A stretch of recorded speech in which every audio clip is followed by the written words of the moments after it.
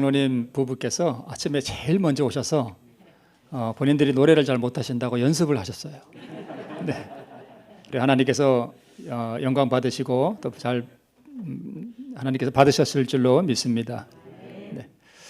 오늘 말씀의 제목은 바로의 종이 되리니라는 제목입니다. 애굽과 가나안의 모든 백성들이 바로에게 와서 한 말이죠. 우리가 바로에게 종이 되겠으니 뭘 달라는 거예요? 먹을 걸 달라는 그런 말씀이었습니다. 자, 지난주에 제가 드리는 말씀을 듣고 여러분 좀 오해하지 않으신 분이 있으신가 모르겠습니다. 우리 설교 시간에 말씀은 설교하지 않고 무슨 세상 돌아가는 얘기나 그렇게 하고 그러시냐, 그런 분이 혹시 안 계셨나 모르겠습니다. 그러나 우리가 분명히 알아야 할 것은 세상이 우리 정치적인 사건들이 우리에게 주는 의미가 무엇인지 우리가 분명히 이해를 하고 있어야 할 것입니다.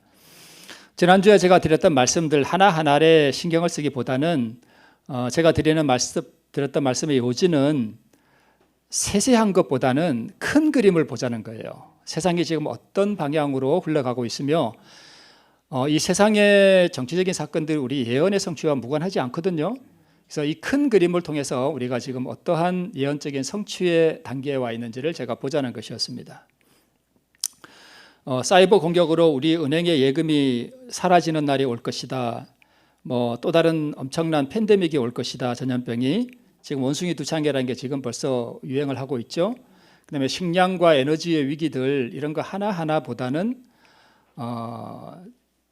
여러분 꼭 그게 그렇게 된다는 뜻이 아니잖아요. 그죠? 제가 드렸던 말씀이 그래서 세상을 움직이는 세상의 절대적인 권력자들이 누구인지를 우리가 안다면, 이 사람들이 세상을 어떻게 보며 세상을 어떻게 이끌어갈지를 우리가 안다면, 그리고 큰 틀 속에서 우리 세상의 정치적인 사건들이 어떻게 흘러갈 것이라는 것을 우리가 안다면 우리가 영적으로 더욱 각성하고 준비하자는 그런 말씀이 요지였죠. 세상이 어떻게 돌아가요? 우리를 강압하고 통제하고 또 억압하는 그런 세상으로 지금 가고 있다는 거예요. 그래서 오늘은 지난 시간에 이어서 좀 부족한 부분들을 제가 보충 설명드리고 오늘 본문의 말씀과 연결해서 좀 말씀을 드리도록 하겠습니다. 자, 이런 말씀이 있습니다. 셋째 천사의 기별을 전하고 있는 우리의 목사들 전부가 그 기별을 구성하고 있는 본질을 다 이해하고 있는 것은 아니다. 어떤 목사들은 국가적인 개혁운동을 너무 사소한 문제로 여겼기 때문에 거기에 많은 주의를 기울일 필요가 없다고 생각하고, 이게 무슨 얘기냐 하면 국가적인 개혁운동은 교인들이 하는 거예요? 정치가들이 하는 거예요? 정치가들이 하는 거예요. 그러니까 우리 셋째 천사의 기별을 전하면서 정치적인 사건들을 우리가 너무 사소한 문제로 여기지 말라는 거예요. 그죠? 왜요? 그런 정치적인 문제들이 예언의 성취와 뭐 하다는 얘기예요? 연관되어 있다는 것입니다. 없다고 생각하고, 그렇게 함으로써 셋째 천사의 기별과는 전혀 다른 문제에 시간을 바쳐야 한다고까지 느끼게 되었다. 아니, 지금 셋째 천사의 기별을 전해야 되는데 왜 세상적인 정치 얘기를 하느냐, 이렇게 목사들이 생각한다는 거예요. 그게 아니라는 거예요. 셋째 천사의 기별이 뭐와 연관되어 있다는 거예요? 정치적인 문제, 특히 이 세계적인 정치적인 문제와 깊이 연관되어 있다는 말씀이에요. 그렇죠? 그러니까 저는 지난 시간에 정치적인 얘기를 했지만 그게 몇째 천사의 기별이에요? 네, 셋째 천사의 기별, 특별히 밤중소리의 기별이라고도 할 수 있겠습니다. 바로 이 시대를 위한 기별을 이렇게 같이 해석하는 데 대하여 주님께서 우리 형제들을 용서해 주시기를 바란다라고 말씀하고 있습니다. 우리의 시야가 성경의 예언을 바라본다면, 그리고 우리의 시야가 개신교와 그다음에 교황권이 어떻게 움직이는지를 바라본다면, 또한 무엇도 바라봐야 되는가 하면 세상의 정치적인 상황이 어떻게 변해가고 있는가도 우리가 봐야 됩니다. 왜냐하면 용과 짐승과 거짓 선지자가 삼중 연합 세력으로 함께 일하고 있기 때문에 그렇습니다. 자, 지난 시간에 우리 보았죠? 이분 이제 얼굴 익었죠? 길거리에서 만나면 알 것 같죠? 클라우스 슈밥이라고 하는 세계 경제 포럼의 다보스가 세계 경제 포럼이에요. 스위스 다보스에서 열리기 때문에 다보스 포럼이라고도 합니다. 이 사람이 하는 얘기가, 이제는 여러분, 제가 지난주에 말씀을 준비하면서 제가 괜히 음모론이라 그러죠. 왜? 별로 우리 예언과 관계없는 음모론을 제가 지금 소개하는 것이 아닌가 굉장히 염려를 많이 했어요. 그런데 제가 그걸 말씀드렸던 이유는, 이제는 세상을 움직이는 이 사람들이 비밀리에 하지 않아요. 대놓고 한다는 거예요. 이해하시죠? 이제 대놓고 세상을 자기들이 어떻게 변화시키고 어떻게 이끌어가겠다고 하는 것을 이제 공개적으로 얘기한다는 거예요. 이렇게 공개적으로 얘기해요. 정치인들은 우리의 꼭두가시라는 거예요. 그 다음에 우리가 세상의 흐름을 정합니다. 사건들이 그냥 일어나는 게 아니라고 지금 말하고 있죠. 네. 자, 밑에 작은 글씨 보면 이제 민주주의는 곧 뭐 할 예정입니다. 사라질 예정이다. 이 프로젝트에 참여할 후보자들, 그러니까 민주주의를 제거하고 세상을 사회주의 국가와 같은 그런 세상으로 만들기 위해서 지금 참여하는 사람들을 지금 여기 소개하고 있는 거예요. 그죠? 맨 왼쪽 위에 토니 블레어도 있죠. 영국의 무슨 정치가죠. 네. 자, 우리 본문의 말씀을 좀 짚고 넘어가겠습니다. 17세의 소년으로서 우리 요셉이 애굽에 팔려가죠. 그래서 10년 동안 보디발의 집에서 봉사를 했는데 보디발의 부인과의 사건 때문에 어디 가요? 감옥에 가게 되죠. 그 감옥에서 두 관원장의 꿈을 꾸죠. 꿈을 해석해 주죠. 술 맡은 관원장과 또 굽는 관원장. 요셉의 예언대로 해석대로 술 맡은 관원장은 복직되고 또 굽는 관원장은 나무에 매 달렸습니다. 그때에 요셉이 술 맡은 관원장에게 나는 죄를 짓지 않았으니 당신이 좀 밖에 나가거든 나 좀 생각해 달라 그랬는데 술 맡은 관원장이 까무락하고 잊어버렸습니다. 그래서 몇 년을 더 있었냐면 2년을 더 감옥에 있었어요. 자, 그런데 그 2년이 다 차갈 때에 바로 왕이 꿈을 꿨는데 그 애굽 하숫가에 아주 살찌고 아름다운 7 암소가 풀을 뜯고 있는데 하수에서 아주 삐쩍 마르고 흉악한 이 7 암소가 나오더니 이 살찐 짐승을 뭐 했어요? 잡아먹어 버렸어요. 그러니까 삐쩍 마른 소들이 살이 쪘죠.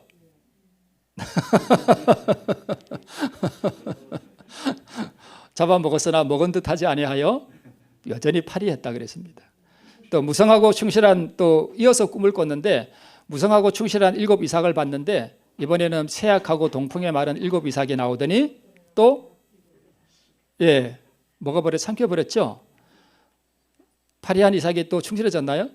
아니요, 그대로였죠. 그런 꿈을 꿨는데 이게 무슨 꿈인지 바로가 이게 알 수가 없는 거예요. 그래서 여봐라 하고 이제 자기 꿈을 얘기했더니 그때서야 이 술 맡은 관원장이 뭘 기억하는 거예요? 아차, 내가 2년 전에 감옥에 있을 때 내 꿈대로 정확하게 해석했던 요셉이 생각난 거예요. 그래서 이제 그 바로 왕한테 가서 여차저차했습니다. 그랬더니 불러와라. 그랬더니 하루아침에 수염을 깎고 이제 바로 앞에 선 것입니다. 그러니까 꿈을 해석하면 우리가 다 알잖아요, 그죠? 앞으로 7년 동안 뭐가 오고 풍년이 오고 7년 동안 흉년이 오니까 7년 동안 잘 곡식을 저장해서 흉년을 대비하자. 한 사람을 뽑아서 그렇게 하자 그랬더니까 바로가 당신 같은 사람이 또 어디 있겠냐? 당신이 총리해라. 그래가지고 이게 이제 발굴에 의하면 요셉의 곡식 창고가 아니었는가 그렇게 하는 부분이 여기 지금 있습니다. 자, 7년 풍년이 오고 7년 흉년이 지금 왔죠.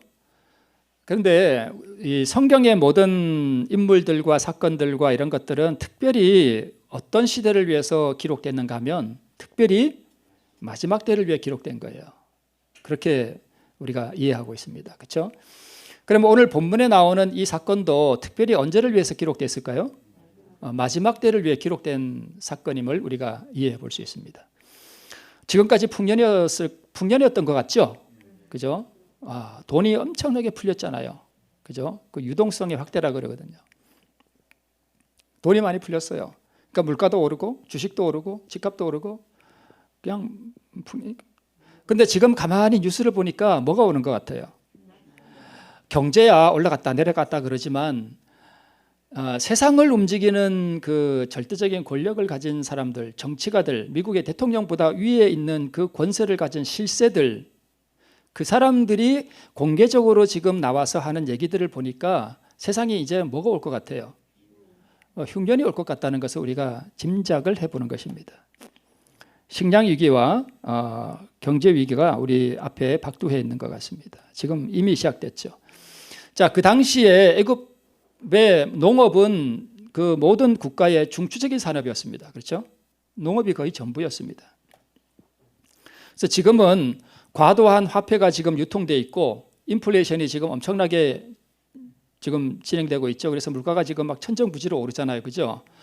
그다음에 금리 인상을 지금 이제 금리를 인하하긴 하지만 그동안 지금 인상하고 있죠. 그다음에 강력한 팬데믹이 지금 계속 경고되고 있고, 우리가 중국이 그 상하이나 이런 나라 도시들이 봉쇄되는 걸 보면서 대규모 실업자들이 일어날 수 있다는 것을 보고 우리가 뭔가 사건들이 진행되고 있구나 하는 것을 우리가 미루어 짐작해 볼 수 있습니다. 여러분, 이 그림은 무슨 그림 같습니까? 저기 누워 있는 선지자는 우리 에스겔 선지자입니다. 예루살렘이 두 번 멸망하죠. 로마 시대에 한번 멸망하고 바벨론에 한번 멸망하죠. 바벨론에 멸망하기 전에 하나님께서 에스겔 선지자에게 이 박석을 갖다 놓고 그 위에 예루살렘 성을 그리라 그랬죠. 저 위에 뭐 하나 그려져 있죠. 그려져 있고 이제 토성을 쌓고 뭐 하여튼 이렇게 뭐 포위되는 그런 걸 이렇게 하고 왼쪽으로 누워 있으라 그랬습니다. 지금 그 그림이에요. 그러니까 백성들이 에스겔 선지자가 박석 위에 예루살렘을 깔아놓고 와서 이렇게 도시가 봉쇄되는 것을 보고 너의 그 하는 행동을 통해서 지금 무엇이 다가오고 있는지를 백성들이 깨달아 알 수 있도록 너 자신과 너가 하는 행동이 징조가 되라고 한 그런 것을 그린 그림이에요. 이해가 되시죠? 에스겔서에 보면 4장에 보면 저게 있습니다. 바로 이 내용입니다. 징조가 되리라.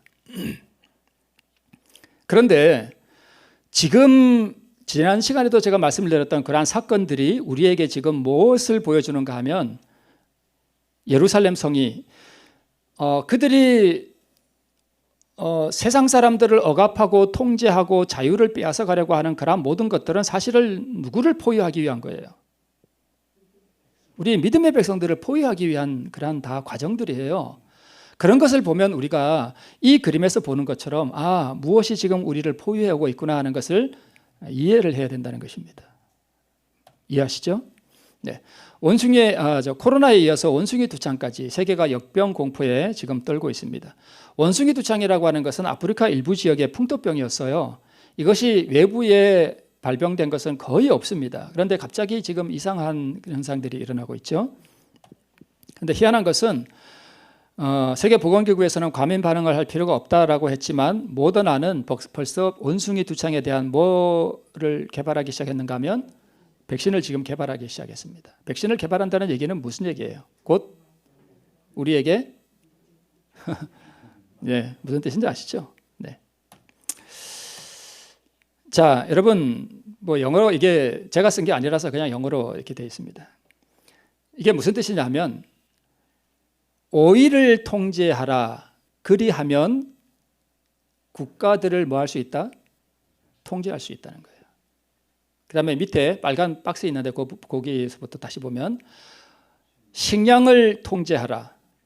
그러면 당신은 백성들을 통제할 수 있다는 거예요. 그러면 여러분, 우리를 본문에서 봤듯이 바로가 모든 백성들을 종으로 삼았던 것은 결국 무엇을 통제했기 때문이에요? 식량을 통제했기 때문입니다. 이 얘기는 헨리 키신저라고 옛날에 미국 국무장관이었나요?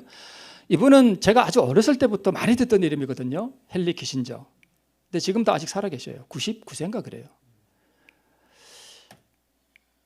이런 것들은 그냥 넘어가겠습니다. 독일도 지금 가뭄이 나서 난리죠. 네, 아까 보았던 사진인데요. 우리가 세상의 흐름을 정합니다. 사건들이 그냥 일어나는 게 아니에요. 근데 여기 보면 제가 사건들에게 빨간 네모 박스를 해놨는데 이 사건들이 여러분 코로나, 그다음에 러시아 우크라이나의 전쟁, 그다음에 팬데믹, 이런 모든 사건들, 식량 위기, 에너지 위기, 기름값이 치솟는 이러한 사건들, 이런 모든 사건들은요 다 그냥 일어나는 게 아니라는 거예요.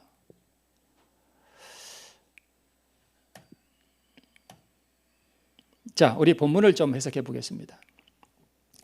요셉이 곡식을 팔아 애굽 땅과 가나안 땅에 있는 돈을 몰수히 거두고 그 돈을 바로의 궁으로 가져가니 애굽 땅과 가나안 땅에 돈이 지난지라. 여러분, 특별히 이 7년 풍년과 7년 흉년, 특별히 7년 흉년이 들었을 때에 애굽과 가나안 땅에 있었던 그 사건들은 오늘날 우리 시대와 굉장히 상징적인 의미가 있습니다. 흉년이 들자 뭐가 떨어졌습니까? 다 없어졌습니까? 돈이 사라졌습니다. 제가 옛날에 삼육중학교를 다닐 때 무슨 얘기를 들었는가 하면 마지막 때가 오면 어떤 사회가 온다고 제가 얘기를 들었냐면 현찰이 없는 사회가 올 것이다 라고 제가 들었던 기억이 있습니다. 근데 지금 그 사회가 지금 진행되고 있습니다. 제가 지난 시간에도 말씀을 드렸듯이 어떤 여자가 하는 얘기 들었죠. 화폐 개혁한다고. 더 이상 현찰은 없고 전자화폐가 정부에서 발행하는 전자화폐가 사용될 것이라고 하는 것을 우리가 들었습니다. 물론 애굽은 양식을 사기 위해서 돈을 다 갖다 바쳐서 돈이 하나도 없어졌지만 마지막 시대는 현찰이 없어집니다. 그리고 현찰이 없어지고 디지털 현금을 사용하게 되면 국가가 우리를 완전히 통제할 수 있게 됩니다. 그런 수순으로 지금 진행되는 것을 우리가 볼 수 있습니다. 당시 애굽과 가나안은 돈이 뭐였나 하면 은이었어요. 그냥 은. 뭐 동전을 따로 만든 게 아니라 은의 무게를 재서 그걸 돈으로 통용을 했거든요. 그 지방 전부가. 그래서 돈이 진하였다는 것은 그 근방에 은이 다 떨어졌다는 것입니다. 돈이 전부 바로의 소유가 됐습니다. 바로가 통제할 수 있게 됐습니다. 그래서 중앙정부가 발행하는 전자화폐 CBDC라고 그러죠. 지난 시간에도 잠깐 언급했듯이 지금 전 세계는 전자화폐 쪽으로 지금 연구 중이고 실행하려고 하는 그런 단계에 있습니다. 또 금융공격. 지난 시간에 우리 바이든이 하는 얘기도 들었죠. 뭐가 시작될 거다? 금융공격이 시작될 거다. 어떻게 미국 대통령이 그런 말을 할 수 있냐 말이에요. 금융공격을 준비하라. 현금 없는 사회. 돈의 가치가 하락된다는 이런 이야기들. 그다음에 대규모 사이버 공격을 상정한 사이버 폴리곤 훈련을 통해 얼굴 없는 해커들이 전 세계 경제 파탄의 원인으로 지목되도록 만들고 정작 문제로 지적됐던 진짜 금융 범죄자들에게 면죄부를 주게 될 가능성이 높다. 세상 사람들이 오히려 믿는 사람들보다 더 세상을 밝히 이해하고 어떤 세상이 올지를 믿지 않는 사람들이 오히려 더 잘 아는 것 같아요. 근데 제가 자세히 들어보니까 이 김필재라는 이 기자는 교인이에요. 교인이더라고요. 어디 교인인지는 제가 잘 모르겠습니다.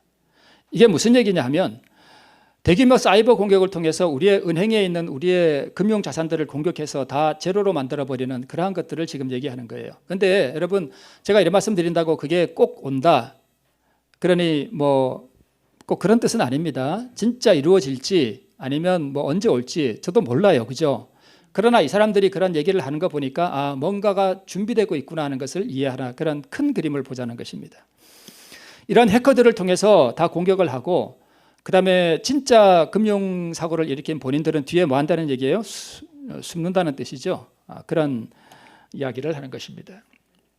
이제 사이버 공격을 당할 준비를 하세요. 이렇게 공개적으로 다 얘기한다는 거예요. 그죠? 이런 것들을 보면서도 우리가 그냥 연속극이나 보고 있다면 참 심각한 문제겠죠. 네. 자, 요셉이 가로되 너희의 짐승을 내라. 돈이 진하였은즉 내가 너희의 짐승과 바꾸어 주리라. 그들이 그 짐승을 요셉에게 끌어오는지라. 요셉이 그 말과 양떼와 소떼와 나귀를 받고 그들에게 식물을 주되 곧 그 모든 짐승과 바꾸어서 그의 동안의 식물로 그들을 기르니라 라고 말하고 있습니다. 자, 이제 돈이 다 없어졌습니다. 그 다음에는 뭐까지 다 갖다가 바로에게 바치는 거예요?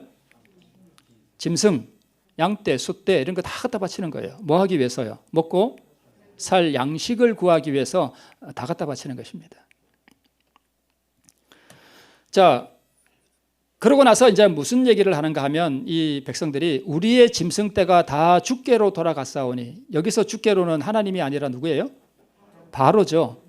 그러니까 우리의 짐승떼는 이 사람들의 재산이잖아요. 그러니까 여러분 이 패턴을 좀 이해하셔야 됩니다. 돈을 다 누가 가져가는가 하면 바로가 다 가져갔어요. 그래서 돈이 없어. 이것을 어떤 의미에서는 사이버 공격으로 우리의 재산이 사라지는 것을 의미할 수도 있습니다. 돈이, 현찰이. 그리고 우리의 재산이 다 주께로 돌아간다는 얘기는 앞으로 모든 개인 소유의 국유화가 진행된다. 그러니까 제가 지난 시간에 말씀드렸던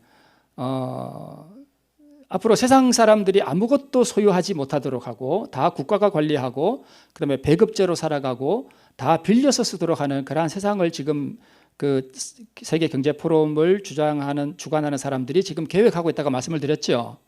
그러니까 그러한 일들이 지금 차곡차곡 진행된다는 것입니다. 그리고 나서 이렇게 말합니다.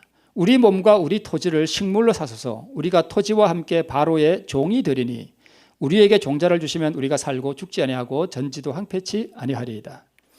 그러니까 보세요. 애굽과 가나안 인근의 모든 백성들이 먹고 살기 위해서 돈 다 갖다 바쳤죠. 재산 다 갖다 바쳤죠. 이제는 뭐도 갖다 바쳐야 돼요? 토지도 다 갖다 바칩니다. 뭐도 이제는 몸은 바로의 뭐가 된다고요? 종이 됩니다. 이 패턴이 여러분 성경에 그냥 기록된 게 아니라 그 시대로 끝나는 이야기가 아니라 이것이 마지막 시대에 우리를 위해 기록된 거예요. 근데 저도 이런 의미를 잘 몰랐는데 최근에 이제 제가 그러한 것들을 많이 이렇게 연구해 보면서 느끼는 것이 바로 당시에 있었던 그 흉년의 때에 일어났던 그 사건들이 특별히 우리 마지막 시대에 재현될 모습에 대한 하나의 표상이구나 하는 것을 제가 어렴풋이 느끼게 됐습니다. 그래서 모든 재산 소유권의 국유화, 그다음에 국가 권력의 절대적인 노예화가 진행된다는 것입니다. 그래서 7년 흉년의 때에 가나안과 애굽 백성들이 모든 재산을 다 국가에 갖다 바치고 그들이 먹고 살기 위해서 국가에 바로가 그 국가잖아요. 그의 노예가 되었던 이 상황이 바로 오늘날 마지막 시대에 재현될 수 있겠구나, 또 재현되겠구나 하는 것을 느끼게 됩니다. 왜 그런가 하면 그렇게 돼야만 모든 사람들이 다 짐승의 표를 받아라 그러면 다 받을 수 있게 되는 여건이 되는 것입니다. 내가 지금 자유민주주의가 되고 개인의 권리와 인권이 중시되는 사회라면 짐승의 표 받아라 그러면 no 땡큐 그러면 그만이잖아요. 그렇지 않겠어요? 그런데 모든 백성으로 다 받게 하려면 이런 자유민주주의 사회가 말살돼 버려야 됩니다. 그러니까 그런 세상으로 지금 변해가고 있다는 것입니다. 땅이 누구 소유가 됐다고요? 바로의 소유가 됐습니다. 그런 세상이 안 일어날 것 같죠. 근데 사단이 무슨 짓을 못하겠어요. 옛날부터 이런 개념은 있었습니다만 토지 공개념이라는 것을 여러분 들어보셨죠. 그래서 토지의 공공적 사용을 위해서 사유재산권을 규제할 수 있도록 하는 개념이나 그런 사상을 말해요. 토지 공개념은 최근에 우리 그 대통령 후보들의 입에서도 나왔던 말이었던 것 같아요. 토지 공개념. 그다음에 농지은행 들어보셨죠? 농지은행이 뭐냐 하면 저도 자세히는 모르겠습니다만은 땅은 할래서 제가 한 1000평을 가지고 있는데 내가 지금 수입이 없어서 먹고 살기 힘들어. 그러면 이 토지를 어떻게 하는 거예요? 은행에다가 주는 거예요. 주고 내가 뭘 받는 거예요? 생활비를 받는 거예요. 여러분 보세요. 그러니까 이러한 일들로부터 시작해서 그게 우리의 어떤 예언 성취와 별 관계가 없는 것 같지만 앞으로 모든 이 통화라든가 돈이라든가 그다음에 우리의 개인적인 소유권, 재산이라든가 이런 것들을 국가가 통제하고 관리하는 방향으로 정책들이 자꾸 그렇게 변해간다는 것입니다. 여러분 가급적이면 여러분 주택도 그렇게 하죠. 집도 내가 그냥 먹고 살기 힘들면 그냥 국가에 줘요. 은행에 주고 그냥 일정 부분 생활비를 받잖아요. 가급적이면 그런 거 하지 마시기를 바랍니다. 2번 다시 돌려받을 수 없습니다. 그건 이미 국가 거예요. 애굽의 흉년이 때에 애굽 백성들이 바로의 종이 된 것과 아주 유사한 행동입니다. 지금 국가가 바로 그 창세기 47장에 나왔던 바로 그 상황으로 지금 진행된다는 거예요. 제가 그거를 지난 시간에 말씀을 드렸던 것입니다. 돈과 재산과 토지의 국유화가 진행되고 있습니다. 그리고 이제 앞으로는 배급제가 시작될 가능성이 상당히 많습니다. 다보스 엘리트, 이 다보스가 제가 말씀드렸죠. 세계 경제 포럼이 열리는 장소가 스위스 다보스예요. 그래서 다보스 포럼이라고도 하고 이 다보스 엘리트라는 말은 아까 나왔던 우리가 세상의 흐름을 정합니다 했던 그 클라우스 슈밥 같은 사람 아니면 빌 게이츠 같은 사람. 여러분 사실 빌 게이츠는요. 그다음에 그 앤서니 파우치라고 하는 미국 질병 무슨 관리청장인가 하여튼 그런 사람들은요, 미국 대통령보다 사실은 더 세상에 깊숙이 관여해서 세상을 움직이는 손이에요. 바이든은 어떻게 말하면 그냥 바지 사장일 뿐이에요. 이런 사람들이 세상을 움직인단 말입니다. 세상을 기획하고 통제하는 그런 일들을 진행하는 것입니다. 그래서 이 다보스를 움직이는, 그야말로 세상을 움직이는 숨은 권력들, 딥스라 그러죠, 는 인간을 포함한 지구상의 모든 자원을 뭐 하고자 한다고요? 통제하고자 한다고요. 이런 이야기들은 더 이상 숨은 이야기가 아니라 이 다보스 엘리트들이 공개적으로 하는 얘기예요. 대놓고 다 이제는 대놓고 다 드러내놓고 이야기합니다. 여기 오른쪽에 있는 사람은 누구냐 하면 일론 머스크예요. 여러분 테슬라 아시죠? 전기차 테슬라 아시나요? 돈 많은 갑부죠. 이런 사람들도 사실 그 다보스 엘리트에 소속되는 그런 사람들이에요. 점점 더 로봇이 인간을 대체하고 있습니다. 대량 실업을 어떻게 해야 할까요? 여러분 앞으로 엄청난 실업 문제가 발생할 것입니다. 어마어마한 사회 문제가 될 겁니다 라고 이 사람이 얘기하면서 이렇게 얘기합니다. 어떤 식으로든 국민 기본소득을 도입해야 될 겁니다. 그러니까 앞으로는 국가가 주는 어떤 기본소득을 받고 국가의 노예가 돼서 살아가도록 하는 그러한 세상을 위해서 이 사람들이 지금 기획하고 있다는 것입니다. 지난 시간에 말씀드렸듯이 모 대통령 후보였던 사람이 이런 얘기 했었죠. 국민 기본소득 얘기했었죠. 우리에게는 뭐가 없습니다.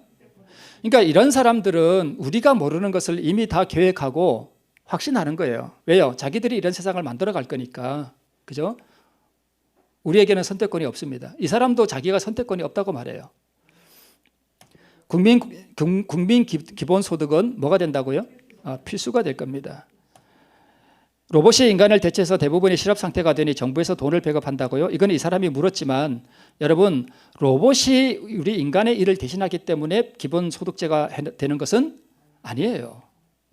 앞으로 여러분 보세요. 강력한 팬데믹이 오고 도시가 봉쇄되면 대량 실업자가 나오게 되고 사회가 엄청난 혼란이 되고 이렇게 되면 기본소득제로 갈 수밖에 없습니다. 그런 루트를 저도 뭐 어떻게 될 것이라는 것을 확신하게 해서 말씀드릴 수는 없지만 그러한 방향으로 가고 있다는 것을 말씀하고 있습니다.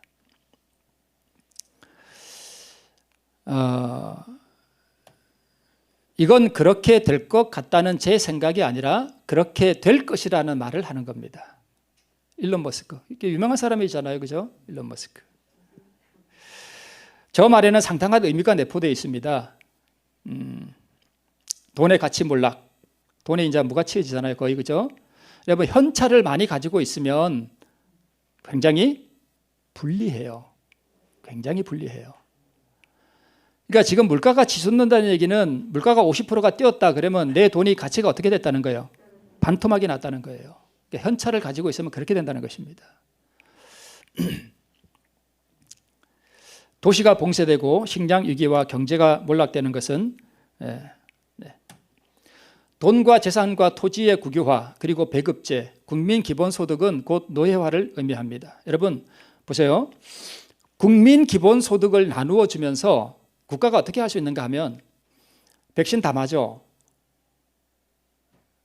오늘 이 영상도 유튜브에 올리면 안 됩니다. 혹시 영상 보시는 분들은 오늘 영상도 유튜브에 올리지 마시기를 바랍니다.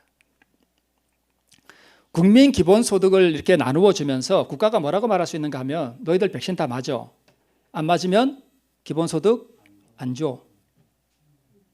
이렇게 되는 거예요. 그러니까 이게 노예화가 되는 거예요. 국민 기본소득이 되게 좋아 보이죠. 내가 일 안 해도 국가가 돈 준대. 너무 좋아. 천만에요. 공짜 점심은 없습니다. 세상에 공짜는 없어요. 그래서 국가가 기본소득을 준다 하는 얘기는 때가 다 됐다는 얘기예요. 왜 국가가 기본소득을 줍니까? 다 그런 복선이 깔려 있는 것입니다. 우리 몸과 우리 토지를 식물로 다, 그러니까 우리 몸을 사라 하는 얘기는 우리가 다 국가의 뭐가 되겠다? 종이 되겠다. 우리가 노예가 되겠습니다. 우리가 토지와 함께 바로의 종이 되리니 이게 그 얘기예요. 그러니까 앞으로 세상이 이렇게 될 겁니다. 누구의 종요? 바로의 종, 곧 국가의 종이 되는 것입니다. 이게 민주사회예요? 아니죠. 이거는 민주국가가 아니죠. 네. 이거 그림은 지난 시간에 보셨죠? 당신은 아무것도 소유하지 않을 것입니다. 이 지금 창세기 47장에 나오는 애굽과 인근 가나안의 모든 백성들이 다 아무것도 소유하지 못하게 됐습니다. 뭐 하기 위해서요? 먹고 살기 위해서. 입에 거미줄을 치지 않기 위해서 그들은 자기 가진 것들 다 국가에 줬습니다. 다보스에서 하는 얘기는 뭐냐 하면 당신은 앞으로 아무것도 소유하지 않습니다. 그래도 당신은 행복할 겁니다. 왜요? 국가가 다 뭐 해주니까? 책임져 주니까 당신은 행복할 겁니다. 당신은 아무것도 안 가져도 돼요. 자동차도 안 가져도 되고 땅도 안 가져도 돼요. 이게 무서운 함정이 있는 것입니다. 이 그림은 다시 한번 또 보여드릴게요. 중간에 것만 볼게요. 사람들이 자유를 누린 건 역사에서 참 드물어요. 사람들이 진짜 자유를 누린 건 거의 한 100년밖에 안 된대요. 우리는 지금 엄청난 자유를 누리는 거예요. 그러나 그 시대는 뭐 해간다고요? 끝나간다고요. 왼쪽 밑에 보면 이젠 뉴 월드 오더의 세계예요. 이제는 공개적으로 얘기하잖아요. 그레이트 리셋이 시작됐다는 거예요. 새로운 세상이라는 거죠. 다른 나라들도 함께 하도록 할 거예요. 그러니까 모든 세계의 세상 사람들이 이제는 자유가 끝났고 국가가 통제하는 그러한 사회가 될 것이다. 다른 모든 나라들도 여기에 동참하게 될 것이다. 조 바이든 대통령이 지금 공개적으로 하는 얘기입니다. 이것은 제가 쓴 게 아니에요. 어떤 분이 그 유튜브 영상을 진행하면서 이렇게 쓴 걸 제가 옮겨왔습니다. 최근 들어 식량난을 이야기하거나 빌 게이츠에 대한 조금만 의혹만 제기해도 영상이 모두 검열됩니다. 제가 옛날에 한번 했던 그 코로나와 시대의 징조라는 그 설교 있었잖아요. 유튜브에 올라갔었죠. 제거됐습니다. 그래서 제가 지난 시간에 거도 유튜브에 올리지 못하도록 한 것입니다. 지금은 그러니까 뉴 월드 오더, 그러니까 이게 세계 경제 포럼에서 진행하고 있는 그러한 사건들, 세상을 통제하고 그들이 어떤 기획하는 일들을 폭로하면 유튜브 다 검열됩니다. 그리고 다 삭제되고 계정이 정지돼 버립니다. 이게 민주사회인가요? 민주사회는요, 쓴소리든 뱉은 소리든 할 수 있는 게 민주사회예요. 안 그래요? 그렇지 않습니까? 그죠? 근데 이제는 다 입을 봉해 버려요. 국가에 조금 더 이렇게 국가가 하는 일이나 세계적인 어떤 그런 현상들을 이렇게 비난하거나 의문을 제기하거나 그러면 다 검열됩니다. 이제는 민주적인 어떤 그런 것들은 다 끝나갑니다.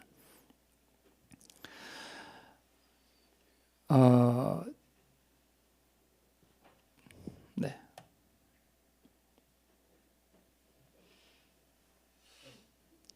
영상을 하나 좀 보시겠습니다. 세계보건기구 WHO 회원국들이 미래 글로벌 보건 위기 대응에 관한 국제 조약을 마련하기 위해 협상을 시작하기로 합의했습니다. 194개 회원국은 현지 시간 1일 WHO 최종 의사결정기구인 세계보건총회 특별회의에서 이 같은 내용을 담은 결의안을 채택했습니다. 결의안에 따르면 각국은 팬데믹의 예방과 대응을 위한 WHO 조약이나 협정 또는 다른 국제기구에 관한 초안을 작성하고 협상하기 위한 정부 간 협상 기구를 꾸리기로 의견해 보았습니다. 이게 무슨 얘기냐면 여러분 WHO 많이 들어보셨죠? 세계보건기구. 그러니까 이 세계보건기구, 그러니까 이 194개국인가 대표들이 지금 어디에 오늘까지 이 회의를 해요. 22일부터 28일까지 오늘 마지막 이 회의를 하는데 무슨 회의를 하는가 하면 스위스 제네바에서 회의를 하는데 자꾸 팬데믹이 일어나니까 앞으로는 이 팬데믹이 일어났을 경우에 이 WHO가 막강한 권력을 가지고 세계적인 이 팬데믹을 관리하고 통제할 수 있는 권한을 줄 거냐 말 거냐 이걸 협의하는 거예요. WHO가 이 권한을 갖게 되면 어떻게 될 것 같습니까? 자, 여기 보면 WHO 헌법 제19조에 따라 회원국 3분의 2, 70%가 찬성하면 WHO의 법적 구속력이 있는 협약이나 협정을 보고할 수 있는 권리를 부여받게 되는 조약을 지금 체결하려고 합니다. 오늘 아마 투표를 할 것 같아요. 그래서 70% 이상 되면 그 권한을 WHO에 주게 됩니다. 이렇게 되면 어떤 현상이 일어나는가 하면 WHO 세계보건기구가 글로벌 팬데믹을 정의하고 선포할 수 있는 권리가 있습니다. 예를 들어서 독감같이 아무것도 아닌 것도 WHO가 야 그거 팬데믹이야 그러면 뭐가 되는 거예요? 팬데믹이 되는 거예요. 그 다음에 격리 방식을 정할 권리와 봉쇄령을 할 권리가 있습니다. 서울에 이상한 게 일어나. 그러면 WHO에서 서울 봉쇄해. 그러면 우리나라 대통령도 꼼짝 못하는 것입니다. 막강한 권한을 갖게 됩니다. 그다음에 치료 방식과 방역법을 제정할 수 있고 개인 또는 의사의 치료법도 다 금지되고 WHO에서 지시하는 것만 치료법으로 사용할 수 있게 됩니다.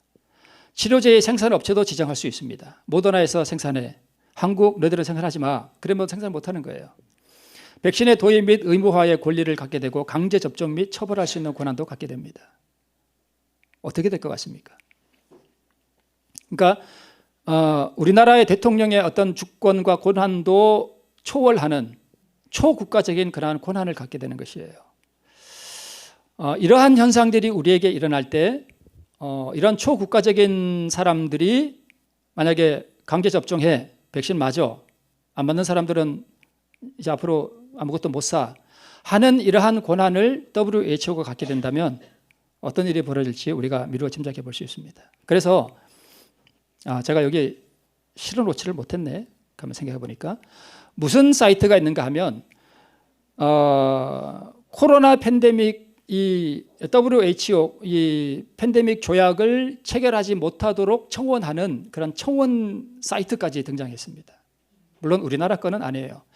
그러니까 세상의 사람들은 무엇을 이해하고 있는가 하면 이러한 조약들이 만약에 통과됐을 경우에 WHO가 막강한 권한을 갖게 됐을 때에 그것이 어떻게 우리 시민의 자유를 앗아갈 수 있고 우리를 억압할 수 있는지를 세상 사람들은 뭐 한다는 얘기예요?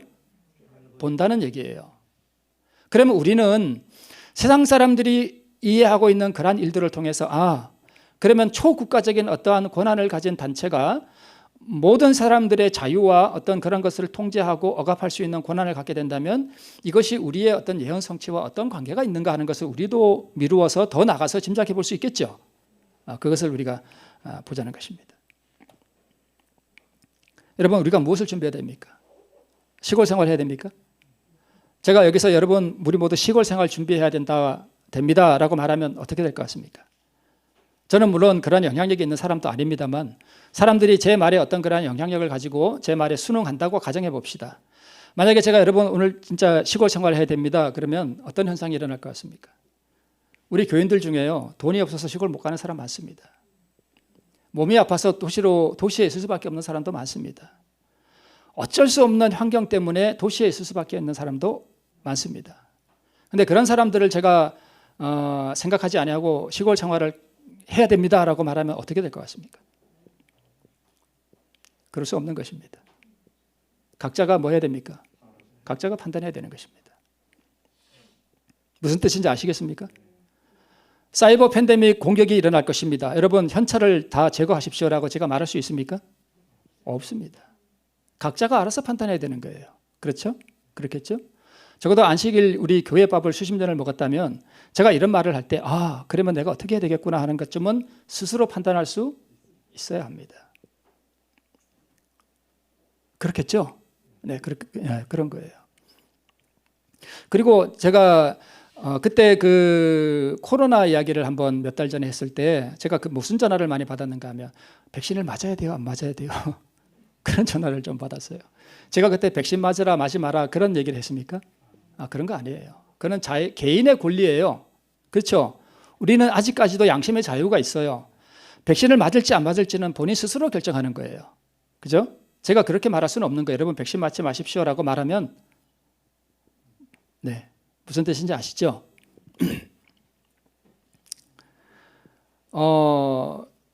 사이버 공격이 일어나거나 또는 다가오는 어떤 그런 사건들이 일어나는 것을 보면서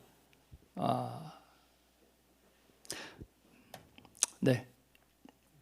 자, 그런데 제가 이 말씀을 준비하면서 우리 창세기 47장에 있는 이 백성들이 이 바로의 종이 되는 과정을 제가 다시 한번 찾아보려고 이렇게 찾아보다가 성경 40장 앞부분에서 이렇게 봤거든요. 이거 없어요. 그래서 말씀 어디 있지 하고 보니까 47장에 있는 거예요.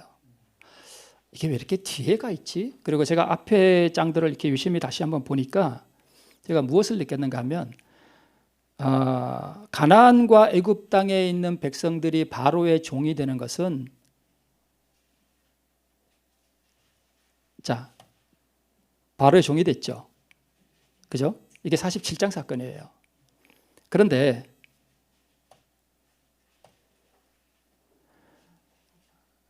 야곱의 가족들은 바로의 이 세상 백성들이 바로의 종이 되기 전에 하나님께서 뭘 준비하셨는가 하면 고센 땅을 준비해 놓으셨습니다. 그렇죠? 고센 땅을 준비해 놓으셨어요. 그게 창세기 46장입니다. 저는 이 순서가 굉장히 의미가 있다고 봐요. 그 다음에 하나님의 백성들이 고센 땅에 정착해서 양식을 공급받았죠. 그 전에 무슨 사건이 있었는가 하면 창세기 42장과 44장을 보면 요셉이 곡식을 사러 온 자기의 11명의 형제들의 품성을 시험합니다. 그렇죠? 품성을 테스트해요. 이들이 정말 변화되었는가를 테스트합니다. 저는 이 부분이 지난 시간에 말씀드렸던 것과 오늘 제가 또 이렇게 말씀드리는 것들의 그 모든 것들의 사실은 결론이라고 생각이 됩니다.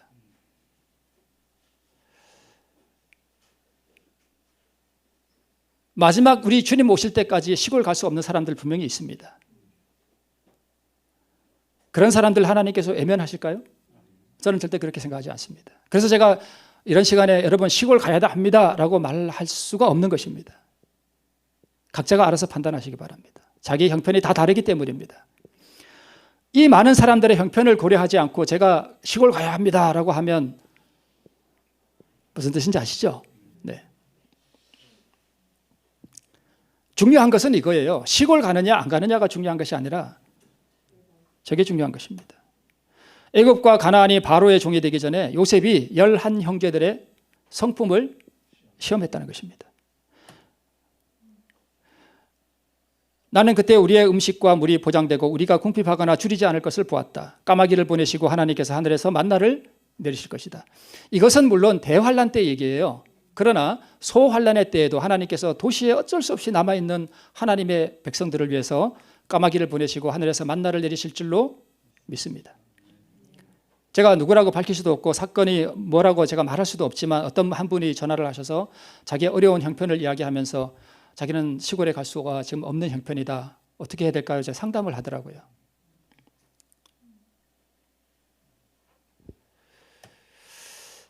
자, 이것을 현대에 우리가 적용해 보면 계시록 14장에서 셋천사의 기별이 나오죠. 우리가 조사심판을 통과해야 되죠. 우리가 조사심판을 통과하면서 우리가 하나님의 백성으로 인정되는 사람들에게는 그가 도시에 있던 그가 시골에 있던 하나님께서 그 의인의 양식과 물을 공급해 주실 줄로 믿습니다. 계시록 13장에 그러나 세상은 짐승과 그의 우상에 뭐가 될까요? 종이 됩니다. 이 마지막 그 요셉이 시험할 때 유다가 한 이 말은 성경에서 정말 아름다운 말이에요. 한번 보겠습니다. 아비의 생명과 아이의 생명이 서로 결탁되었거늘 이제 내가 주의 종 우리 아비에게로 돌아갈 때에 아이가 우리와 함께하지 아니하면 아비가 아이의 없음을 보고 죽으리니 이와 같이 되면 종들이 주의 종 우리 아비의 흰 머리로 슬피 음부로 내려가게 함이니이다. 주의 종이 내 아비에게 아이를 담보하기를 내가 이를 아버지께로 데리고 돌아오지 아니하면 영영이 아버지께 죄를 지리다 하사오니 청컨대 주의 종으로 아이를 대신하여 있어서 주의 종이 되게 하시고 아이는 형제와 함께 도로 올려보내소서. 내가 어찌 아이와 함께 하지 아니하고 내 아비에게로 올라갈 수 있으리까. 두렵건대 재해가 내 아비에게 미침을 보리이다. 완전한 자기 희생의 정신입니다. 유다가 자기 동생 베냐민을 여기 놔두고 가느니 내가 뭐가 되겠다? 종이 되겠다. 애굽과 가나안의 모든 백성들이 먹고 살기 위해서 바로의 종이 되기 전에 유다는 스스로 바로의 종이 되겠다고 자기를 완전하게 버리고 헌신하는 그런 희생이 있었습니다. 오늘 우리에게 사실 이것이 중요한 것입니다. 예수님께서 겟세마네 동산에서 바로 이 정신으로 우리를 위해 기도하셨죠. 내가 어찌 이 아이를 즉 우리 인류를 데리고 내가 아버지께로 가지 아니하면 우리 아버지 하나님께서 슬피 음부로 내려가리이다. 내가 어찌 이 아이 즉 이 인류를 데리고 내가 아버지께로 돌아가지 아니하오리까. 내가 이 인류를 대신하여 내가 종이 되고 내가 죽고 이 아이들은 아버지께로 올려보내소서. 이게 그리스도에게 적용되는 거예요. 이게 얼마나 아름다운 말입니까? 그러니까 오늘 우리가 이러한 정신을 소유하고 있다면 주님께서 우리의 필요를 공급하시리라고 믿습니다. 고센 땅을 준비한 것이 꼭 시골에 어떤 토지를 구입하고 그런 것도 물론 중요하지만 고센 땅을 준비하신 하나님께서 우리의 학자 형편에 따라서 우리의 영적 고센 땅을 준비해 주실 줄로 믿습니다. 중요한 것은 우리가 그 영적 상태를 준비하는 것입니다.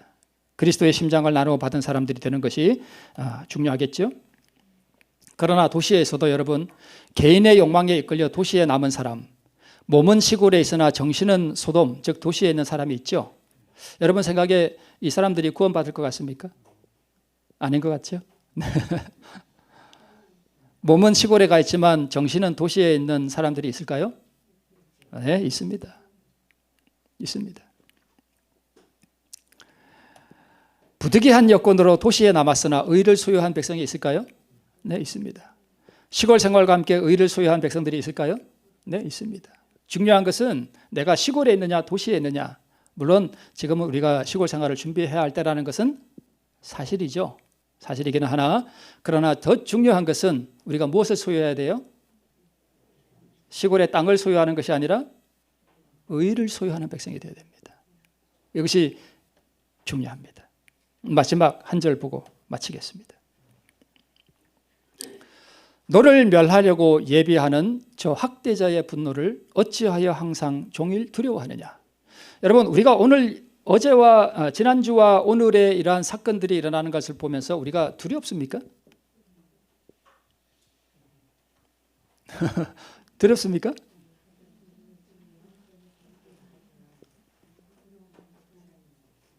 솔직히 한번 말씀해 보세요. 여러분, 두렵습니까?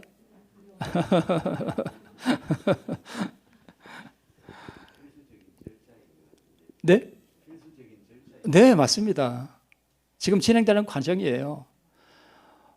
지금 세상은 마지막 때를 향해서 지금 제가 섣불리 이렇게 말씀드리기는 참 조심스럽긴 한데 괜히 뭐 소심한 종말론자 같아서 한데 분명한 무슨 사건들이 일어나는 것은 분명합니다. 공개적으로 지금 다 얘기하고 있으니까. 그렇죠?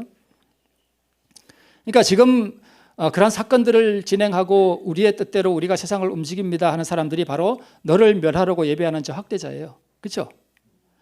그들이 분노해서 지금 사단의 어떤 분노의 도구로 사용돼서 우리를 지금 포위하기 위해서 그들이 세상의 정치가들과 지금 협력해서 그러한 사건들을 지금 준비하고 있습니다.